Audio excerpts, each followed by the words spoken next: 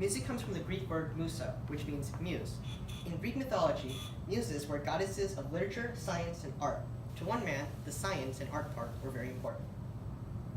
Pythagoras was a mathematician from ancient Greece and used science and mathematics to create the music of the spheres theory. According to Pliny the Elder, a Roman historian, Pythagoras used the distance between the Earth and the Moon as a whole tone and the distance between the Moon and Mercury as a semitone, hence producing the so-called diapason. According to Pythagoras, these heavenly ratios were used to create music. But later, these ratios were proven to be completely wrong. Even if these ratios had proven to be right, it isn't the reason people produce music today. Good morning. Today, I'll be attempting to answer the question of how music from the past century has influenced humans within the United States. Towards the end of the 19th century, many marching bands played a straightforward beat. It wasn't until Joseph Charles, better known as Buddy Bolden, this is him right there, created the Big Four. According to Wynton Marsalis, an American trumpeter, the Big Four accented the second, fourth beat of a beat. This was the beginning of jazz. Jazz music caught more exposure during the Harlem Renaissance. The Harlem Renaissance was an explosion of African American talents and helped redefine how Americans viewed their culture. This integrated with black and white culture. In essence, playing jazz brought blacks and whites together, creating a unity. As time passed, jazz integrated with blues and rhythm to create rock and roll. But at the time, this music was more about expressing oneself and not really on a specific topic. It wasn't until the 1960s when U.S. troops were sent to aid South Vietnam in their battle to resist communism. Many people, mostly students, thought that it was a rash decision, and because of this, started to protest, citing for peace. During this time, many songs written about anti-Vietnam. One in particular was Blowin' in the Wind by Bob Dylan. In his first line, he sings, "Yes, and how many times must the cannonballs fly before they're forever banned?" What he means by this line, what he's asking by this line, is when will the violence stop? When will people realize that they're only causing harm to themselves? This reminisced with many of the anti-Vietnam protesters. In 1969, a grand music festival was held in Woodstock, New York.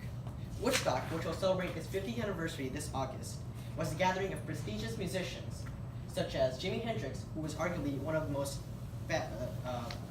influential guitarists of all time, and they all assembled in support of anti-Vietnam. Because of the peace and music that the festival was offering, it earned the title the 3 Days of Peace and Music. To this day, the festival is still remembered for its anti-war hippies loved the music of the 60s, leaving not only an impact on the music world, but also on American history. Fast forwarding to the 1980s, when the hip-hop group NWA dropped their album, Straight Outta Compton. One song really caught everyone's attention. F the Police was about police brutality going on around African Americans, and NWA decided that enough was enough, and released this song to tell their story.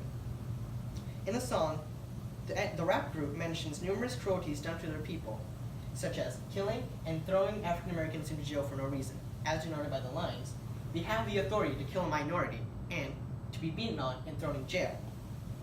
This was similar to that of Dr. Martin Luther King's letter to Birmingham jail. He writes that his people were suffering the abuse and brutality of policemen. This leaves a big imprint of what music can do. It can influence people to make a change and speak up about what's going on around the time. In particular, around these times, policemen abusing their power. Though there have been great impacts on society because of music, there have also been some negative impacts. One such case was the helter-skelter phenomenon. Charles Manson and his team killed numerous people after hearing the White Album by the Beatles. Manson said that the songs Blackbird, Pickies, and most prominently Helter-Skelter, which is what the phenomenon was named after, enlightened him. According to Manson, the Beatles were the four horsemen of the apocalypse, and these three songs foretold of the upcoming race war. Manson told the district attorney who sentenced him to death row that the Beatles were subliminally telling people to turn through their music. But when the battle didn't begin, Manson decided to kickstart the war with the murders. Through history, music was supposed to bring joy to people and help them understand what was going on through the perspective of the musician. It's because of people like Charles Manson who don't understand the meaning behind the song, make rash decisions, and start doing things like this. This is a very sad time in history.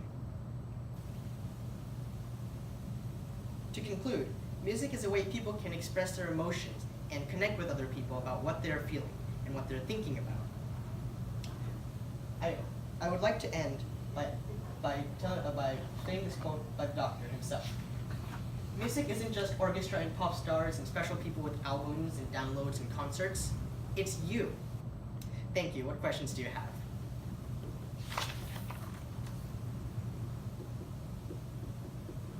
Thank you, sir. I have 2 questions for you. First up, how valid and reliable were the sources that you used, and then how'd you know? A lot of the sources were very reliable because they interviewed, for example, the NWA song, F the Police, they interviewed the ex-members of NWA, such as Ice Cube and other members, and they talked about what they were thinking and what was going through their heads. They also talked to cops about how they felt about the situation. So they were pretty reliable since they were first-hand knowledge. Okay, next question. What advice would you have for other researchers who consider a topic like this? Some advice I would have for people considering this topic is really do your research and really try and find everything you can possibly can about this topic. Because there are some parts that I couldn't find, such as the police brutality going on in the 1980s. I really wanted to search for graphs, but I couldn't really find anything on it. So if you research hard enough and you find them, that's good for you, and really do your research.